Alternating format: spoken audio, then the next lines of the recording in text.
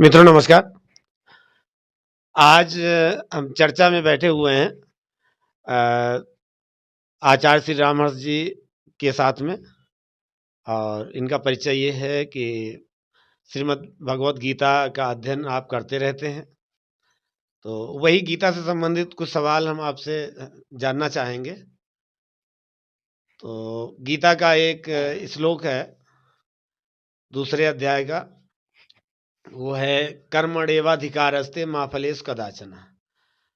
ये समाज में अच्छे से लोग सुने हैं, हर कोई ये बोलता हुआ दिखाई पड़ जाता है और उसकी मान्यता ये है कि इसका अर्थ ये सीकर जी ने ये बताया है कि आप कर्म करते जाइए लेकिन फल की इच्छा मत करें। तो मेरे हिसाब से तो लगता है कि शायद ऐसा नहीं होना चाहिए। आचार्य जी से अर्थ आपके अनुसार क्या है? आपने बात सही कही है कि भागवत गीता जी के इस श्लोक की बात छोड़ दीजिए। सनातन के तमाम ग्रंथों में लिखी कई बातों के बारे में इस प्रकार का भ्रम फैला हुआ है। जो भी कर्मण्येवाधिकारस्ते मा फलेषु कदाचन मा कर्म फले हेतुर्भूर्मा ते संगोस्त्वा कर्मणि, इस श्लोक की बात आप कर रहे हैं। भागवत गीता जी के दूसरे श्लोक अध्याय के का 47वां श्लोक है, जिसमें सांख्य योग की बात योगेश्वर ने अर्जुन को कही है। उसमें जो ये कहते हैं, लोगों ने इस प्रकार का अर्थ फैला दिया है कि कर्म किए जा, फल की इच्छा न कर।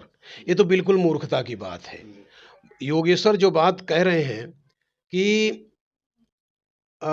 योगेश्वर जो बात ये कह रहे हैं कि कर्मण्येवाधिकारस्ते माँ फलेषु कदाचन, कर्म करना तुम्हारे अधिकार में है और फल देना तुम्हारे अधिकार में नहीं है। अगर इस प्रकार की बात समझी जाए, और कि मतलब कि आप जैसे परीक्षा में बैठ रहे हैं तो परीक्षा में कर्म करना मतलब सवालों को हल करना, कॉपी लिखना आपके अधिकार में है, नंबर देना आपके अधिकार में नहीं है।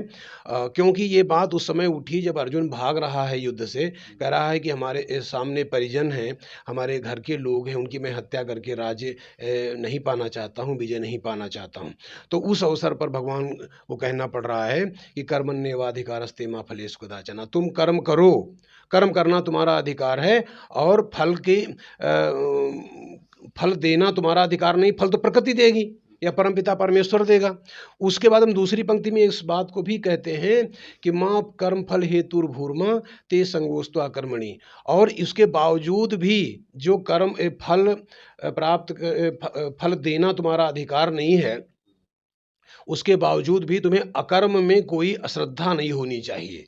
कि मतलब फल देना तुम्हारा अधिकार में है ही नहीं, तो हम फिर कर्म क्यों करें। और दूसरी बात कि फल के हेतु में तुम्हारी आसक्ति नहीं होनी चाहिए।